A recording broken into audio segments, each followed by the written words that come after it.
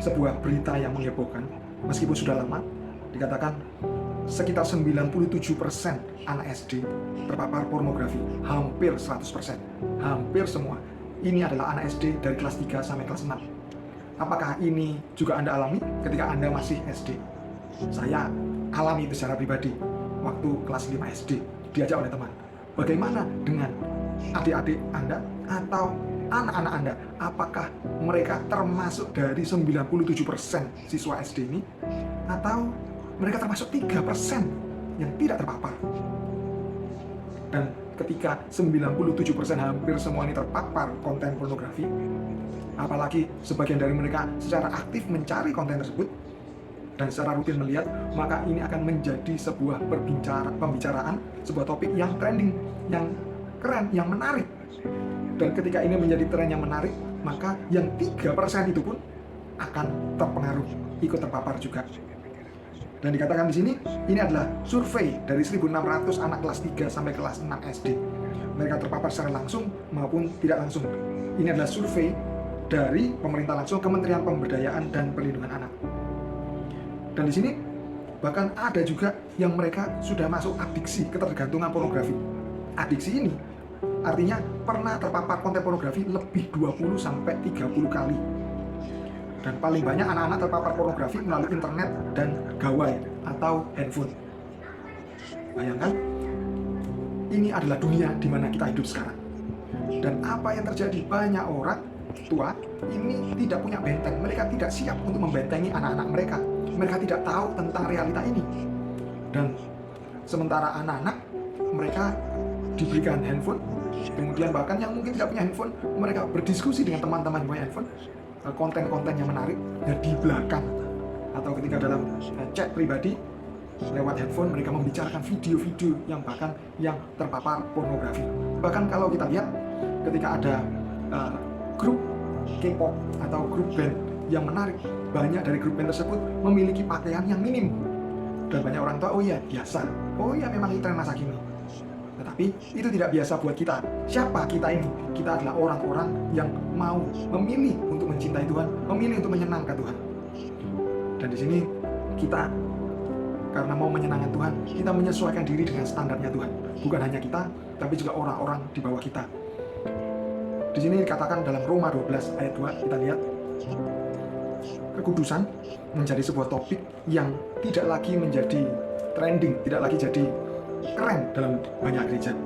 Karena kekudusan berarti kita memisahkan diri dari kebiasaan-kebiasaan yang umum di dunia ini dan menjadi seperti aneh. Kenapa? Karena apa yang dunia, apa yang sedang trending, apa yang keren di dunia ini, kita tidak mau menyukainya. Sekalipun secara daging kita suka, kita menjauh dari itu. Sebaliknya, kita mendekat pada apa atau hal-hal yang tidak keren di dunia ini, yaitu Tuhan, firman Tuhan. Dan inilah realita dunia. Dikatakan Roma 12 ayat 2, janganlah kamu menjadi serupa dengan dunia ini, tetapi berubahlah oleh pembaruan budimu, sehingga kamu dapat membedakan manakah kehendak Allah, apa yang baik, yang berkenan kepada Allah, dan yang sempurna. Kalau kita mau menyenangkan Tuhan, kalau kita mau ngerti kehendak Tuhan atas hidup kita, atas hidup anak-anak kita, atas hidup teman-teman kita, atau ketika kita masih muda, atas masa depan kita, maka kita jangan jadi serupa dengan dunia ini. Kita harus berubah oleh pembaharuan budi kita, yaitu budi adalah pikiran, pola pikir kita harus berubah disesuaikan dengan firman Tuhan. Kemudian dalam Efesus pasal 2 mengatakan sebuah realita apa yang terjadi di dunia ini. Ayat pertama, kamu dahulu sudah mati karena pelanggaran-pelanggaran dan dosa-dosamu, kamu hidup di dalamnya karena kamu mengikuti jalan dunia ini, karena kamu mentaati penguasa kerajaan angkasa, yaitu roh yang sekarang sedang bekerja di antara orang-orang durhaka. Jadi pornografi itu ada roh di belakang, ada roh jahat yang dia membangkitkan keinginan-keinginan gairah seksual dan mendorong orang untuk mencari pemuasan pada konten-konten pornografi. Dan ini sedang terjadi pada anak-anak usia kelas 3 sampai kelas 6 SD. Mereka sedang istilahnya digoreng oleh setan. Mereka sedang dikuasai. Setan sedang berpesta pora untuk memasukkan pikiran-pikirannya sebanyak-banyaknya. Mengapa? Karena ketika dari awal, dari kecil mereka sudah dimasukkan pikiran itu, maka ketika sudah masuk ke usia SMP, kelas 8, kelas 9, mereka sudah semakin sulit untuk membuka diri terhadap firman. Apalagi SMA, apalagi selanjutnya, pikiran sudah terbentuk. Bisa bertobat? Bisa.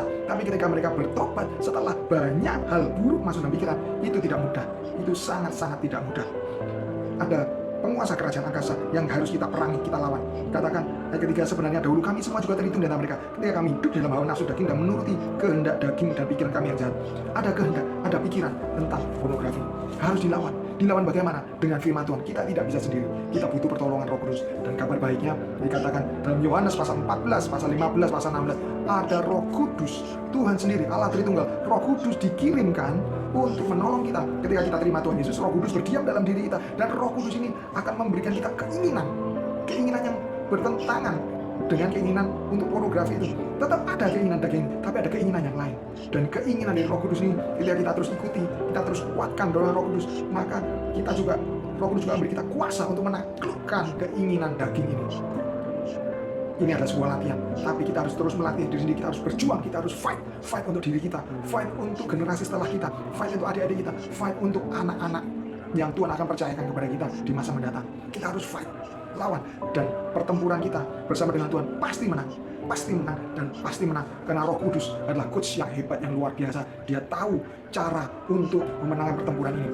Saya tutup. Roh Kudus dikatakan dalam kitab Yohanes 14, 15, 16, Roh Kudus disebut penolong ini dalam bahasa aslinya adalah parakletos, yaitu bisa diartikan dia adalah penghancur kutub. Maka ketika kita berjalan dengan Roh Kudus, maka kutub itu akan dihancurkan. Jangan menyerah, fight. Meskipun sekarang belum menang, ayo kita jalan sama-sama. Kami akan bantu langkah demi selangkah. Ikuti video-video kami selanjutnya. Jika Anda punya pokok permohonan doa, tuliskan di kolom komentar. Tuhan Yesus memberkati.